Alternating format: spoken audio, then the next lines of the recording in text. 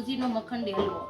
તો આપણે બનાવવાની શરૂઆત કરશું. તો પહેલા સૂજીને આપણે દૂધમાં પલાળી દઈશું. આ રીતની સૂજી લેવાની છે. રવો હોય તો ઝીણો હોય ને સૂજી હોય તો જાડો હોય. આને દૂધમાં પલાળી દઈશું. આ 1 વાટકી લીધો છે. આમાં થોડું થોડું દૂધ નાખતું જવાનું છે. આપણો સૂજી હલાવતો જવાનું.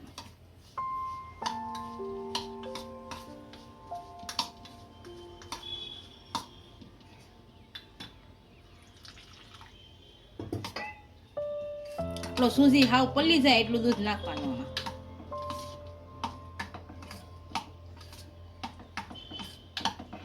આ પલ્લી ગયો છે. આને 5 થી 10 મિનિટ ઢાંકી મૂકી દઈશું. આપણો સૂજી પલ્લે ત્યાં આપણે ડ્રાયફ્રૂટ શેકી લેવા. ડ્રાયફ્રૂટ હલા એટલું ઘી નાખશું.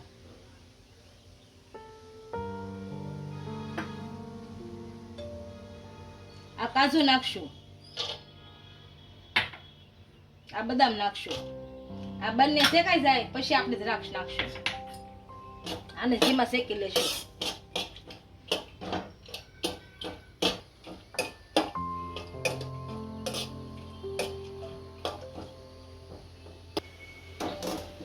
આપણા કાજુ બદામ થોડાક શેકાઈ ગયા છે. આની અંદર કિસમિસ નાખીશું. આને ઘીમાં શેકી લેશું.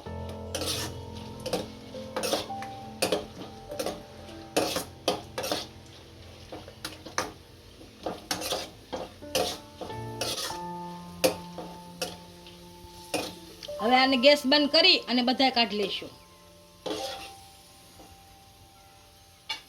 10 મિનિટ જેવું થઈ ગયું છે ને આપણો સૂજી સારી રીતના પલળી ગયો છે.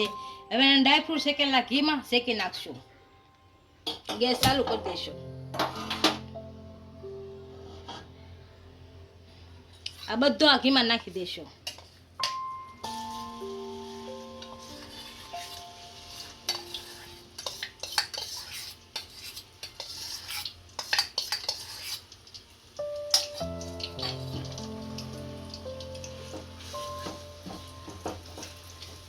આમાં આપણે સારી રીતનો શેકી લેશું.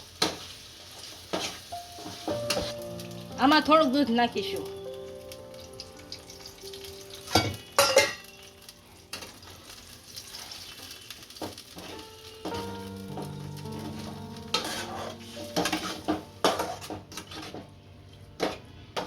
આપણો સૂજી સારી રીતના શેકાઈ ગયો છે. આને હવે નીચે ઉતારી અને કાઢી લેશું. ગેસ બંધ કરી દઈએ. આપણે ગેસ ચાલુ કરી દીધો છે ને આ ગેસ ઉપર તવલું મૂક્યું છે. આમાં 1 ચમચી ઘી નાખશું.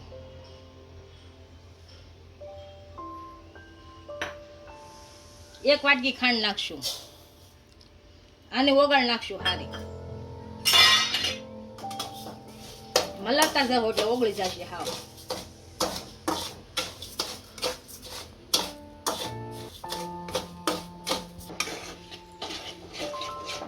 ધીરે ધીરે ખાંડ ઓગળવા મળી છે આપણી. આ રીતે હળું હળું હળું હળું ધીમે ધીમે ઓગળી જશે બધી. આપણા ખાંડ સારી રીતના ઓગળી ગઈ છે. આમાં 1 વાટકી દૂધ નાખીશું. અને હલાઈ નાખીશું સારું.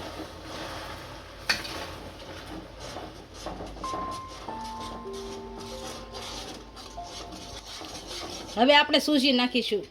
ઘીમાં શેકેલો છે એ. આને હલાવી નાખીશું.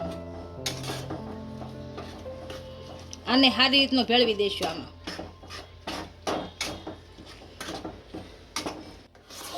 આપણો હલવો સારી રીતના મિક્સ થઈ ગયો છે. આની અંદર હવે એલચી પાવડર નાખીશું. 3 થી 4 એલચી પાવડર નાખશું. આપણે શેકેલા ડ્રાયફ્રૂટ નાખી દઈશું.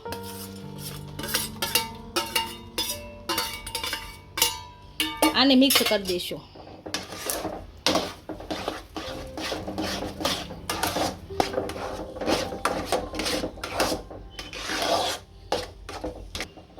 આપણો મખંડી હલવો તૈયાર થઈ ગયો છે. આને ગેસ બંધ કરી અને નીચે ઉતારી લેશું.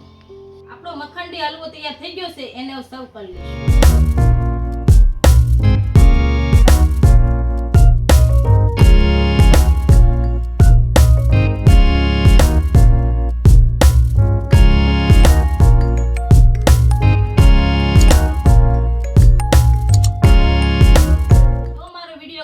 વિડીયોને લાઈક કરી દેજો, ઇન્સ્ટાગ્રામ અને ફેસબુક પર ફોલો કરી દેજો. મળીએ નવા વિડીયો સાથે.